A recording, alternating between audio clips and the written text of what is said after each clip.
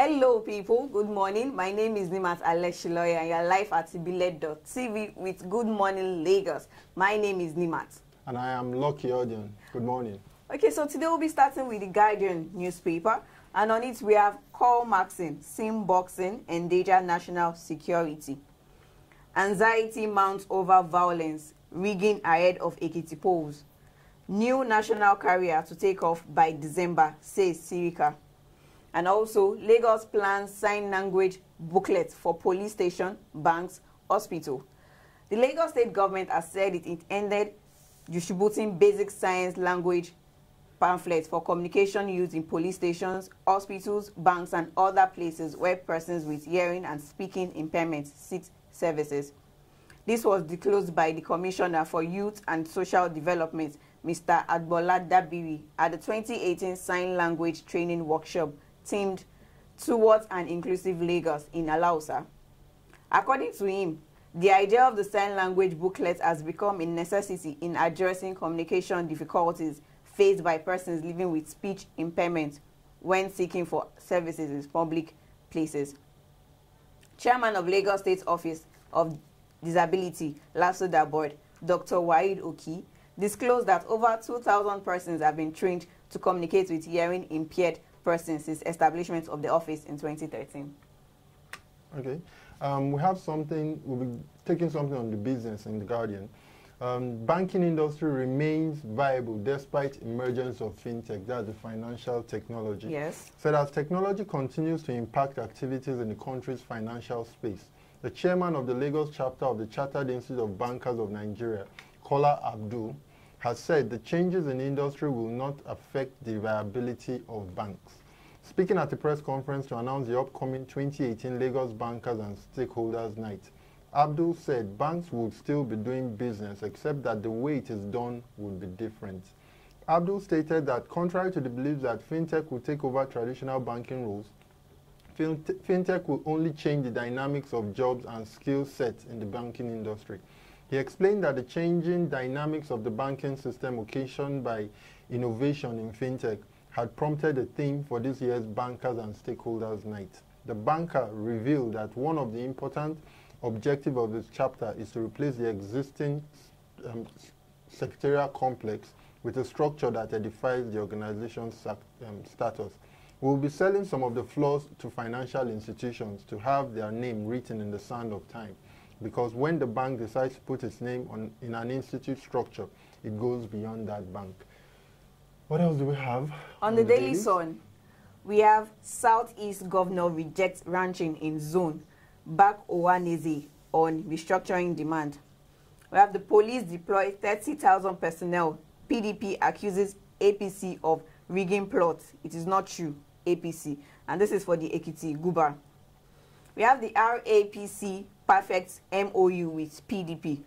And a kicker that states, we are not bothered, says APC chairman. Also, we have planes for national carrier expected in December. The federal government has said that the first batch of 5 aircraft for takeoff of the new national carrier will arrive the country on December 19.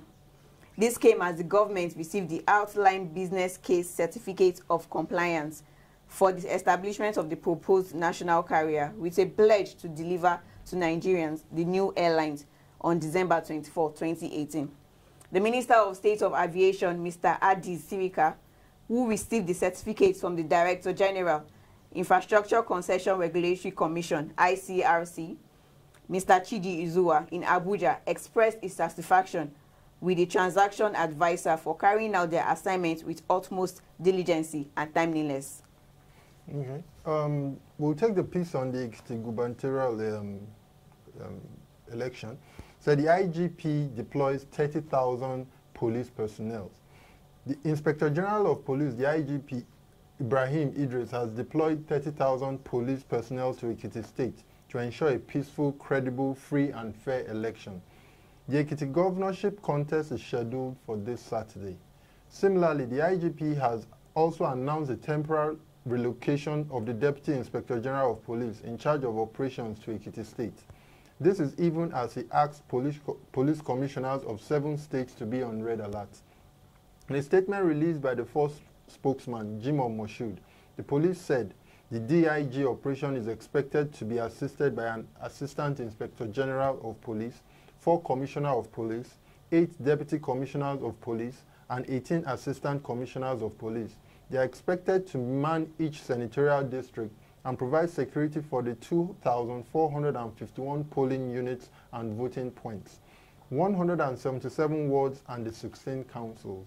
The police further said, as part of additional measures to guarantee a peaceful and credible election, the IGP will on 9th July 2018 attend a stakeholders and peace accord meeting of all the 35 political parties participating in the election and their flag bearer, INEC officials, election observers, and other accredited stakeholders in Ado-Ekiti, Ekiti State. Furthermore, police officers and personnel of other security and safety agencies deployed for the election are under strict instructions to be polite and civil but firm in the discharge of their duties and other responsibilities. They are to provide adequate security for the electorate, INEC officials, movement of election materials, the accreditation election observers, and other individuals and bodies that have statutory roles in the conduct of the election at the polling units, collation centers, and INEC offices throughout the period of the election. So it's going to be a safe election in Ekiti State. Yes, from the looks of things. It is. So what else do we have on the dailies? Moving on to the Vanguard. Okay. So on the Vanguard, I'll be taking a piece that says, no going back on executive order, federal government replies PDP. In Abuja, the federal government spoke defiantly last night, saying it had no intention whatsoever to withdraw the executive order which President Muhammadu Buhari signed into force last week to preserve assets of corrupt persons and institutions under persecution.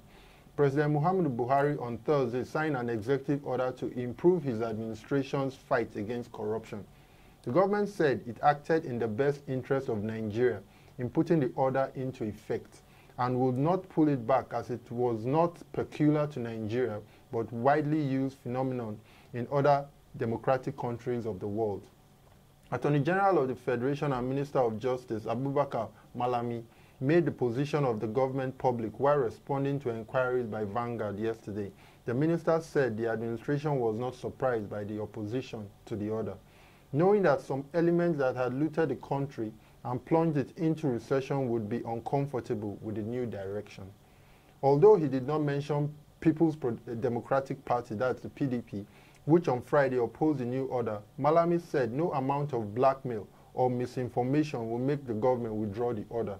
Malami said, the executive order as signed by the president is not peculiar and exclusive to Nigeria as a democracy. Major democratic climes, including America and United Kingdom, have similar rules in place.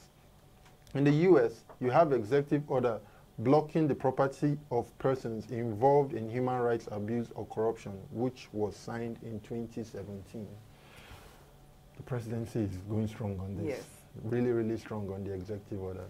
So, Nima, that's the dailies for today. You can pick up any of the newspaper, yes, and go through them for more stories on them. Yes. Okay, so we'll be going on a quick break, and when we're back, we'll be talking about our Man Crush Monday for today. We'll be right back.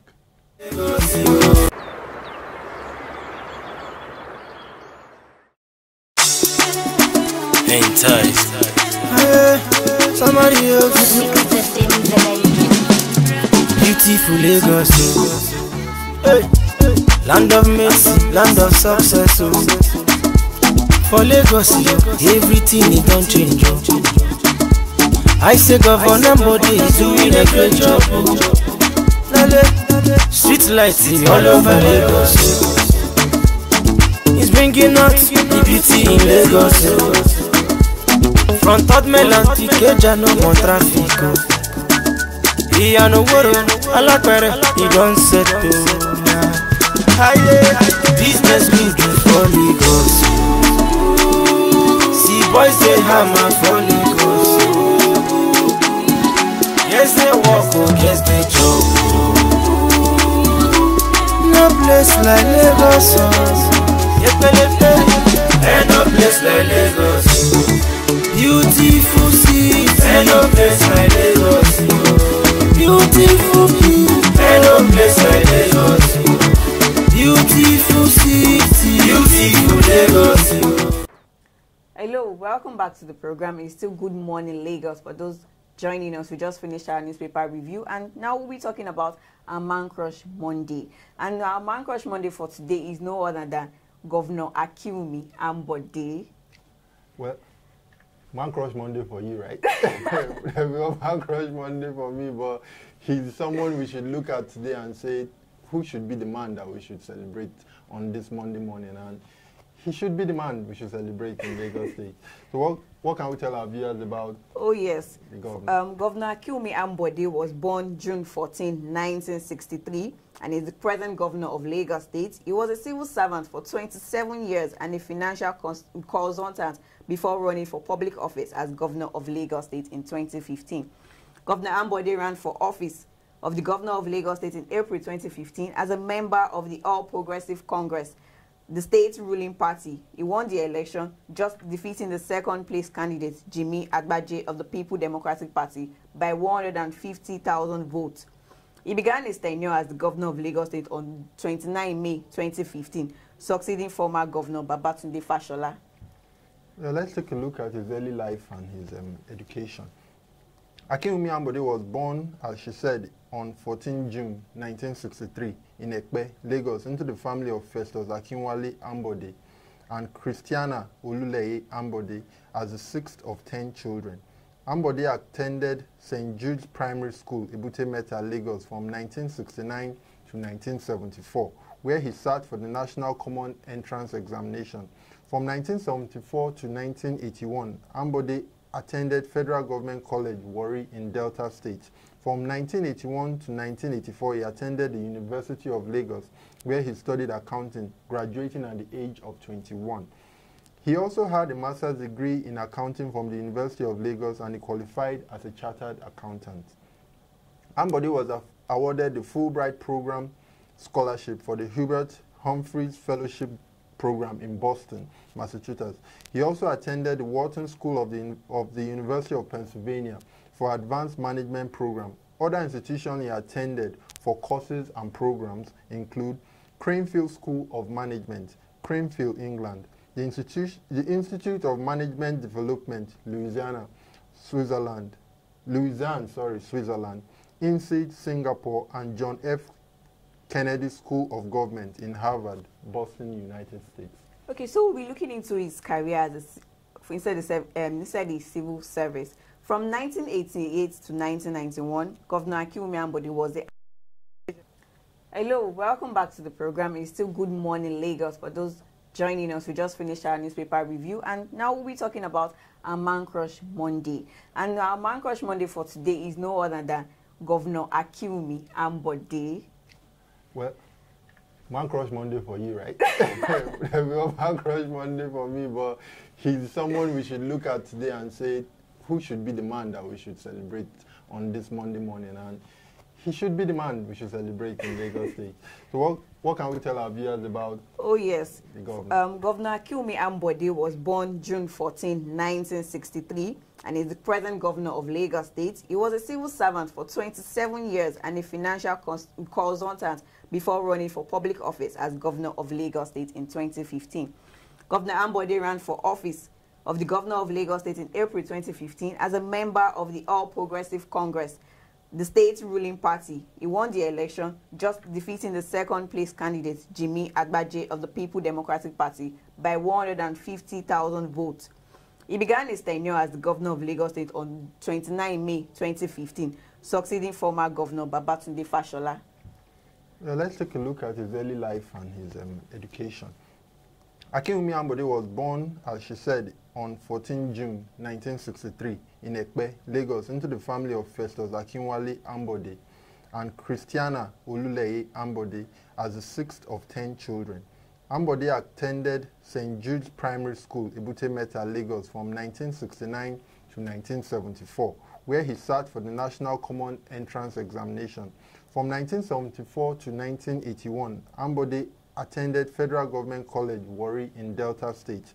From 1981 to 1984, he attended the University of Lagos, where he studied accounting, graduating at the age of 21. He also had a master's degree in accounting from the University of Lagos, and he qualified as a chartered accountant. Ambode was awarded the Fulbright Program Scholarship for the Hubert Humphreys Fellowship Program in Boston, Massachusetts. He also attended the Wharton School of the University of Pennsylvania for Advanced Management Program. Other institutions he attended for courses and programs include Cranfield School of Management, Cranfield, England, the Institute of Management Development, Lausanne, Switzerland, INSEAD, Singapore, and John F.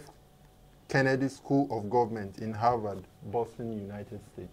Okay, so we'll be looking into his career as inside the civil service. From 1988 to 1991, Governor Akinwumi Ambode was the Assistant Treasury, Badagry Local Government, Lagos State, Nigeria. In 1991, he was posted to Shomolu Local Government, Lagos State, as an auditor.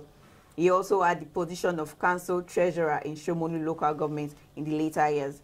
He also previously served as Council Treasurer at Alimosho Local Government, Lagos State. In 2001, he became Acting Auditor General of Lagos Government for Local Government, Lagos State, Nigeria.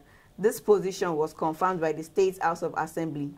In January 25, 2005, Ambode was appointed the Permanent Secretary of the Ministry of Finance. From 2006 to 2012, Ambode was the Accountant General for Lagos State, in charge of all financial activities of the state and directly responsible for over 1,400 accountants in the state service. Under his watch, the State Treasury Office revolutionized the way Lagos State finances were raised, budgeted, managed, and planned. In his 6 years as the Lagos State Accountant General, the state's financial performance improved visibly, with the budget performing as a remarkable average of 85% annually. Well, let's take a look at his personal life and see what Governor Akinwumi Ambode is all about. In 2012, he founded the non-profit Le Roche Leadership Foundation. His recent goal is to install Nigerian and Lagos State flags in all government-owned schools in Lagos State. That was just part of his behind-the-scenes initiatives. While in 1991, Governor Akinwumi Ambode got married to Bolanle Patience Ni Odukomeya, my apologies, Ambode. They have twins, a boy and a girl. Governor Ambode identifies as a Christian. All what we have read from you is credit to Wikipedia. So, yes. Do you have any other thing you want to chip in? No, that will be all on Governor Akinwumi Ambode today. Well, it's been fun having you around. We look forward to having you once again on our program. Have a lovely day. We'll be coming back with any other initiatives that you might want us to come about. Nima, do you want to give them? Oh, yes. Please do ensure you follow us on our social media pages at ibile.tv. That is IBILEGOT.TV. And do ensure you drop your comments on our social media pages. Do have a lovely day. Bye.